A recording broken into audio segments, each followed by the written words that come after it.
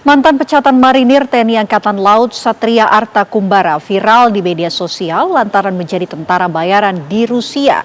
Kini ia mengaku menyesal dan memohon kepada Presiden Prabowo Subianto agar kembali menjadi warga negara Indonesia.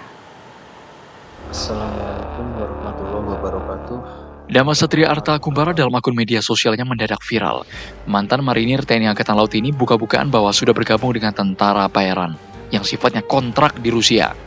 Ia minta maaf karena keliru tanda tangan kontrak yang berujung pada hilangnya status warga negara Indonesia. Tapi kini ia menyesal dan minta tolong ke pemerintah agar bisa pulang kembali ke tanah air. Hormat Bapak Presiden Republik Indonesia Bapak Prabowo Subianto, yang terhormat Bapak Wakil Presiden Republik Indonesia Bapak Gibran Rakabuming, dan Bapak Menteri Luar Negeri Bapak Sugiono.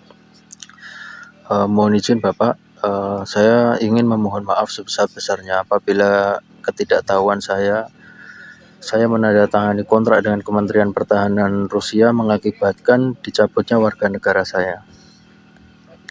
Mohon izin Bapak, saya tidak pernah mengkhianati negara sama sekali, karena saya niatkan untuk datang ke sini hanya untuk mencari nafkah.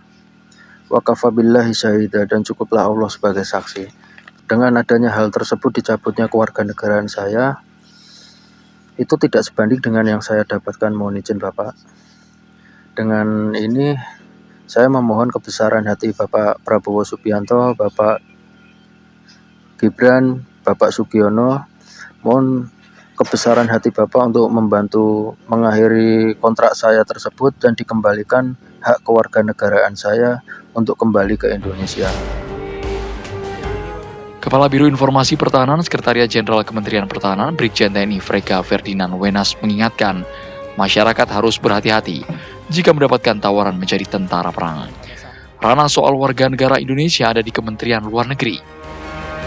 Kita berharap ya untuk seluruh masyarakat agar lebih berhati-hati ya ketika memang ada tawaran-tawaran untuk bergabung, karena ada konsekuensi-konsekuensi hukum juga secara administratif yang juga bisa berpengaruh, sebagaimana yang terjadi tadi, mana disertir dari anggota TNI kemudian memutuskan untuk terlibat dalam konflik di wilayah tertentu yang akhirnya berujung pada pencabutan status dan hak kewarganegaraannya. Kita tidak berharap hal ini terulang di masa depan, sehingga masyarakat harus lebih berhati-hati apabila ada tawaran-tawaran serupa. Saya belum monitor ya, tapi memang ketika ada warga negara kita yang di luar, tentunya yang menjadi leading sektor adalah Kementerian Luar Negeri.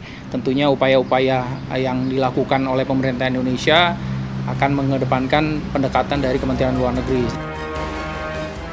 Kini permintaan Satria masih menunggu arahan presiden berikutnya karena perlu proses hukum untuk bisa kembali menjadi WNI. Dari Jakarta, Raka Prawira Wijaya, TV One mengabarkan.